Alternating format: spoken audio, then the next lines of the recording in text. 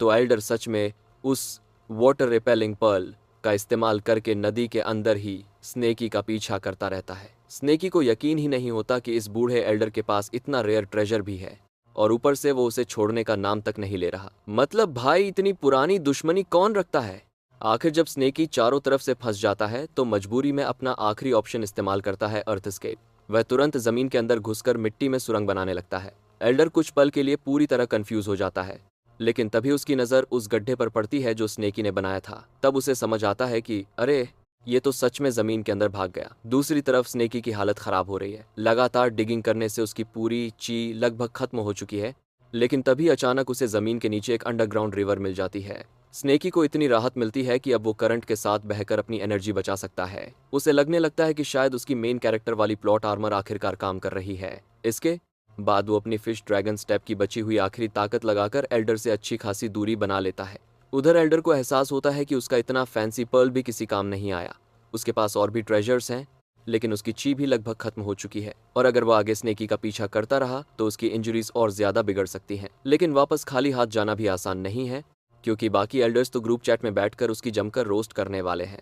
तभी उसका message medallion बज उठता है। कमांडर चिन सभी एल्डर्स को वापस बेस पर बुला रहा होता है। एल्डर डिंग को लगता है कि शायद सेक्ट में कुछ बड़ा हुआ है, लेकिन ऑनेस्टली उसके लिए ये एकदम परफेक्ट एक्सक्यूज बन जाता है। अब वो बिना शर्मिंदगी के वापस जा सकता है और अपनी इज्जत भी बच जाएगी। नीचे स्नेकी आखिरकार महसूस करता है कि एल्डर की ऑरा धीरे धीरे दूर जा रही है। वह राहत की इतनी बड़ी सांस लेता है जैसे मौत उसके पीछे दौड़ते दौड़ते आखिर थक गई हो। उसकी हालत ऐसी है कि खुद को हील करने की एनर्जी भी नहीं बची। आंखें तक खुली रखना मुश्किल हो जाता है, इसीलिए वह सोचता है कि अभी बस सो जाता है और बाकी प्रॉब्लम कल देखेंगे। लेकिन जैसे ही स्नेकी नींद में जाने लगता है, उसकी ड्रैगन टेल अचानक चमकने लगती है। पूरी टेल से क्रेजी रेडिएंट गोल्डन लाइट निकलने लगती है। भाई, क्या अब हमारा स्नेकी सुपर सायन बनने वाला है? बस स्पाइकी ब्लॉन्ड हेयर की कमी रह गई है।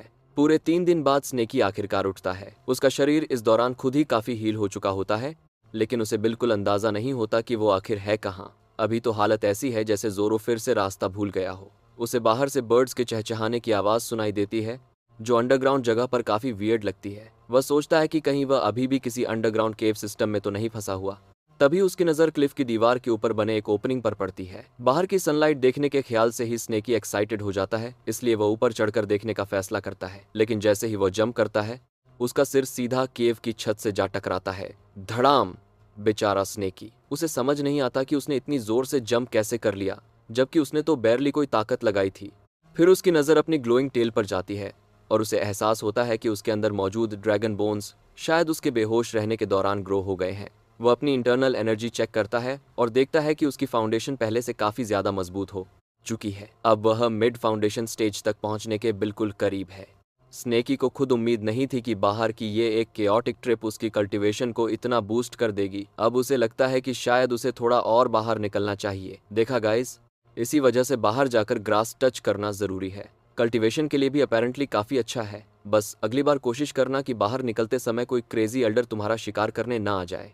स्नेकी अपनी टेल की स्ट्रेंथ को एडजस्ट करता है और दोबारा जंप करता है। इस बार वो आसानी से एंट्रेंस से बाहर निकल जाता है और एक वेट नैरो टनल में जा गिरता है। उसे बिल्कुल पता नहीं होता कि टनल के आखिर में क्या है, इसलिए वो अपनी डिवाइन सेंस से पूरे रास्ते को स्कैन करने की कोशिश करता है। लेकिन उसकी डिवाइन सेंस एक अजीब सी बॉल ऑफ लाइट से टकराकर सीधे वापस बाउंस हो जाती है।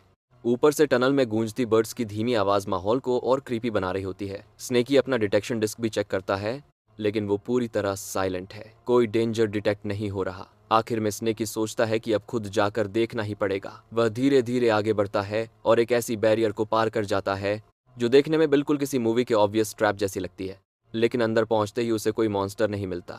इसके बजाय स्नेकी वहीं खड़ा का खड़ा रह जाता है। उसकी आंखों के सामने चारों तरफ चेरी ब्लॉसम्स ही चेरी ब्लॉसम्स होते हैं। जगह इतनी खूबसूरत है कि स्नेकी को एक पल के लिए शक होने लगता है कि कहीं वह मॉर्टल रैम से निकलकर किसी स्लाइस ऑफ लाइफ एनिमे में तो नहीं पहुंच गया। बाहर लगभग विंटर जैसा मौसम है, लेकिन इस जगह पर पीच ब्लॉसम्स पूरी तरह खिले हुए हैं। स्नेकी को अचानक एक बहुत गहरा कंफर्ट महसूस होता है।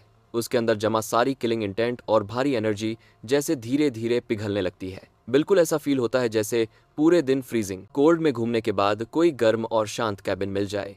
तभी अचानक एक आदमी वहां आ जाता है और बिल्कुल कैजुअली स्नेकी से पूछता है कि वह उसके पीच ब्लॉसम पैराडाइज में क्या कर रहा है। स्नेकी उसे देखकर शॉक हो जाता है, क्योंकि ये आदमी हवा में उड़ते हुए एक क्लाउड पर बैठा हुआ मंक होता है। मतलब भाई सीधा गोकू वाला फ्लाइंग निम्बस लेकर एंट्री मार रहा है।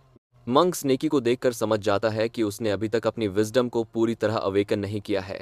स्नेकी भी पूरी तरह कंफ्यूज्ड होकर सीधा पूछ बैठता है कि क्या वह सच में कोई इमॉर्टल है, लेकिन मंक आराम से उसकी बात काटते हुए कहता है कि पहले उसने स्नेकी से एक सवाल पूछा था और स्नेकी ने उसका जवाब ही नहीं दिया। स्नेकी को एहसास हो जाता है कि ये आदमी उसे नुकसान पहुंचाने नहीं आया है, इसलिए वो तुरंत माफी मांगता है। वो थोड़ी हड़बड़ाहट में समझाता है कि वो गलती से यहाँ आ गया और उसका किसी के टेरिटरी में घुसने का कोई इंटेंशन नहीं था।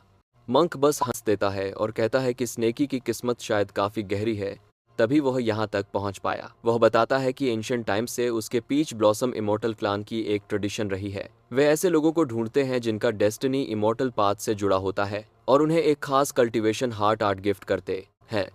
स्नेकी को देखते हुए मंक कहता है कि उसकी स्पिरिचुअल रूट्स काफी अच्छी हैं। फिर वो सीधे स्नेकी से पूछता है कि क्या वो इस कल्टीवेशन आर्ट को स्वीकार करना चाहता है। स्नेकी ये सुनकर पूरी तरह दंग रह जाता है। उसे समझ आ जाता है कि उसने तो सीधा जैकपॉट मार लिया है। एक इमॉर्टल खुद फ्री में पावर अप ऑफर कर रहा है और वो भी बिना किसी मेहनत के। ऑब्वियसली स्नेकी तुरंत इस ऑफर को खुशी खुशी एक्सेप्ट कर लेता है।